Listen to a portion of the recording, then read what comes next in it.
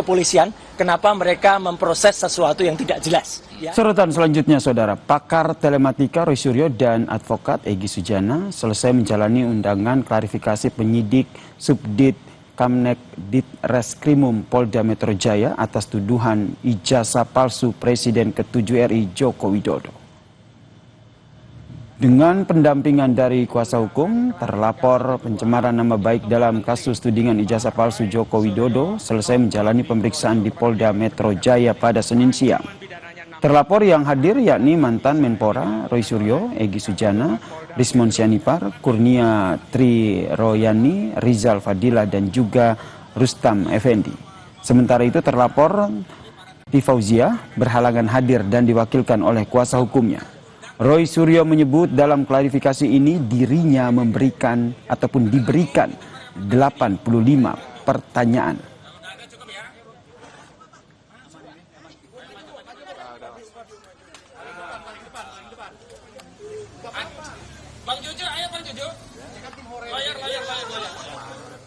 Saya ada 85 pertanyaan dengan 55 halaman, maka bisa diselesaikan dengan sangat cepat ya.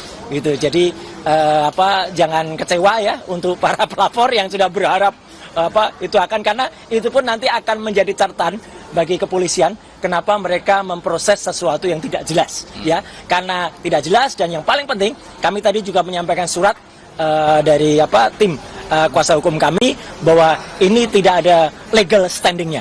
Jadi mereka 5 pihak itu tidak ada legal standingnya, apalagi mereka mengatasnamakan, ada yang mengatasnamakan pengacara. Ya gitu, itu kan aneh gitu. Pengacara kok malah lapor tugasnya. Jadi itu sama sekali di luar nurul ya, gitu. Jadi nalar ya. Sementara itu, Saudara, Egy Sujana yang juga jadi salah satu terlapor menilai kasus ini merupakan perkara mudah. Menurut Egy, sejatinya Presiden ke-7 RI Joko Widodo cukup menunjukkan ijazah aslinya di persidangan atau saat gelar perkara khusus. Egy bilang, jika hal tersebut dilakukan, perkara akan lebih cepat selesai.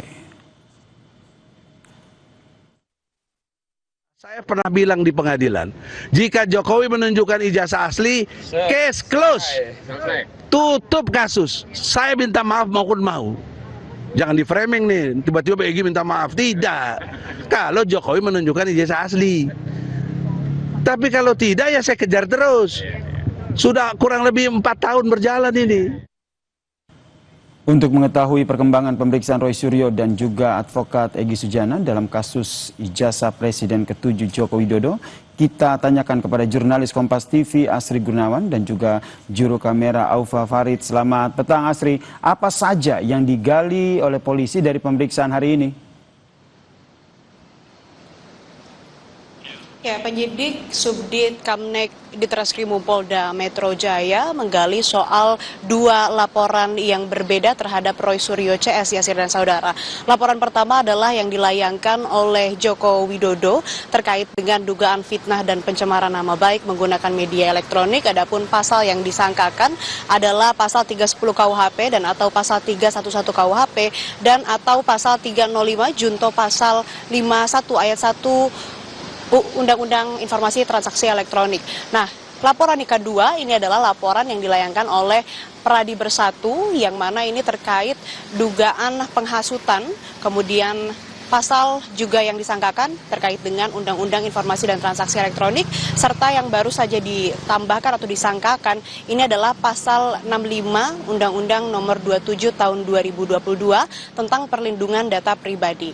Memang Roy Suryo tidak merinci pertanyaan apa saja yang dilontarkan oleh penyidik kepada pihaknya, kepada Roy Suryo dan juga pihak-pihak yang dipanggil dimintai klarifikasi, tapi ia mengaku dihujani 85 pertanyaan mulai diperiksa sejak pukul sekitar 10 pagi begitu hingga pukul 3 sore, dan ia menyebutkan juga dari pihaknya sudah memenuhi panggilan dari Polda Metro Jaya, penyidik Polda Metro Jaya, tapi juga tadi ia mengatakan bahwa ia menggunakan haknya untuk keberatan menjawab begitu. Tapi dengan catatan ia sudah memenuhi panggilan tersebut. Dan selain dari Roy Suryo yang diperiksa hari ini di Polda Metro Jaya, ada juga 5 orang lain, yakni Egy Sujana, Rismon Sianipar, Rizal Fadilah, Kurniatri Royani, dan juga Rustam Effendi. Sebetulnya ada satu lagi, Fauzia, yang harusnya diperiksa juga hari ini tapi berhalangan. Dan tadi yang terakhir kali diperiksa adalah Rismon Sianipar, dan ia menyatakan juga bahwa memang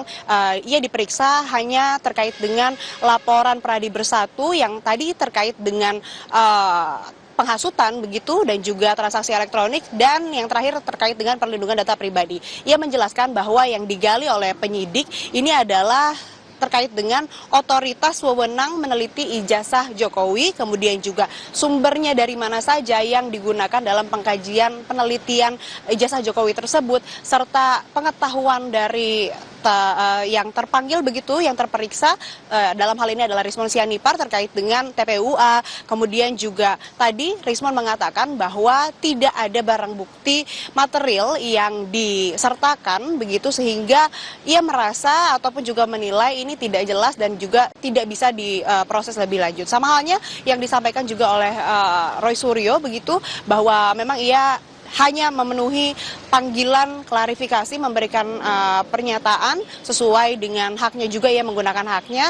Tapi tadi yang ditekankan juga sama seperti Rismon, Roy Suryo mengatakan bahwa ada pasal-pasal yang tidak terpenuhi atau unsur yang tidak terpenuhi. Di antaranya adalah harus ada yang terhasut, kemudian harus ada yang dihasut, dan juga apa dampak dari penghasutan tersebut. Karena menurut Roy Suryo, penilaiannya ini tidak ada dampaknya atau keonaran yang terjadi atas dugaan ataupun juga tuduhan yang disangkakan kepada Roy Suryo CS. Dan dari pihak Roy Suryo sendiri yang memang sudah melaporkan terkait dengan dugaan ijazah palsu Jokowi ke Bareskrim Polri, ini besok lusa begitu tanggal 9 hari Rabu ini akan diadakan gelar perkara khusus di Bareskrim Mabes Polri. Sementara demikian, Yasir, kembali ke Anda.